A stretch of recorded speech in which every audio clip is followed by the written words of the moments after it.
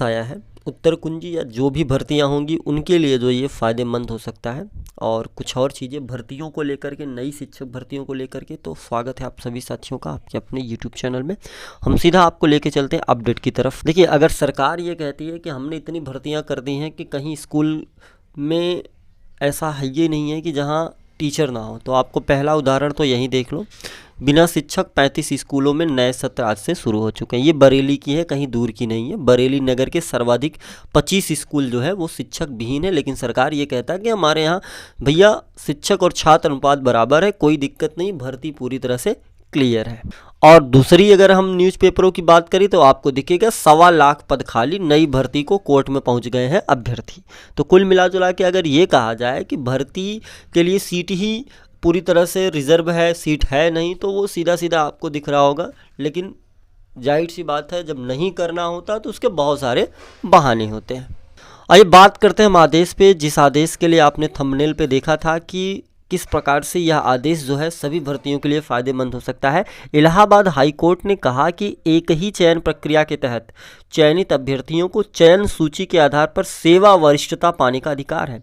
बाद में नियुक्त अभ्यर्थियों को विभागीय गलती का दुष्परिणाम भुगतने के लिए नहीं छोड़ा जा सकता। कोर्ट ने कहा कि घोषित चयन सूची में अपने से कनिष्ठ की नियुक्ति तिथि से बाद से नियुक्त अभ्यर्थियों को वरिष्ठता सहित वर्तमान वेतनमान, पेंशन निर्धारण आदि का लाभ पाने का अधिकार है, किंतु जितने समय तक वह नियुक्ति से बाहर रहा है उस अवधि का वेतन उसका वह हकदार नहीं है। तो आपको बता दें, इसके कहने का मतलब ये था कि जैसे मान लेते हैं कि 69,000 शिक्षक भर्ती में 2 प्रकार की भर्तियां, मतलब एक बार एक हुई फिर एक हुई, यानी कि आधा आधा करके 2 पार्टों में उन्होंने भर्ती कंप्लीट करी, फिर जो बचे थे फिर उन्होंने की।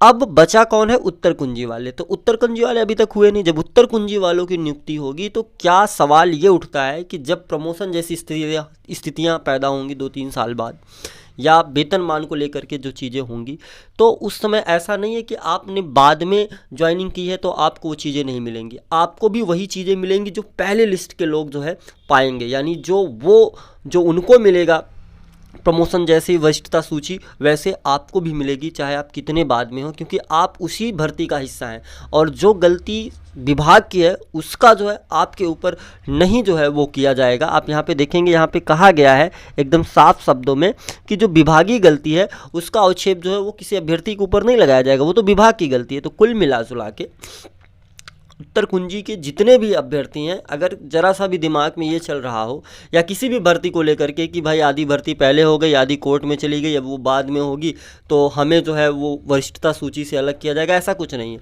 सेम चीज़ें होंगी आपके साथ भी, सेम रवैया, सेम प्रोसेसर, सेम नियम कानून, वही चीज़ें होंगी। बस एक चीज़ ये होगा कि वो तब से वेतन पा रहे हैं और आप अब से पा रहे हैं, तो आप ये चैलेंज नहीं कर पाएंगे हमें भी पहले से वेतन दिया जाए, क्योंकि इस चीज़ के बारे में साफ साफ शब्दों में लिख दिया गया। तो बड़ा बेहतरीन का आदेश है। जितनी भी भर्तियां होंगी इस प्रकार के, अगर मामले कोर्ट में लंबित होंगे और विभाग की गलतियां होंगी तो उसमें लाभ मिलेगा जो पहली सूची आएगी उसके अकॉर्डिंग। शायद आपको समझ आया होगा। तो मिलते रहेंगे इस प्रकार की जानकारी के साथ, तब तक के लिए आप सभी साथियों का बहुत बहुत धन्यवाद।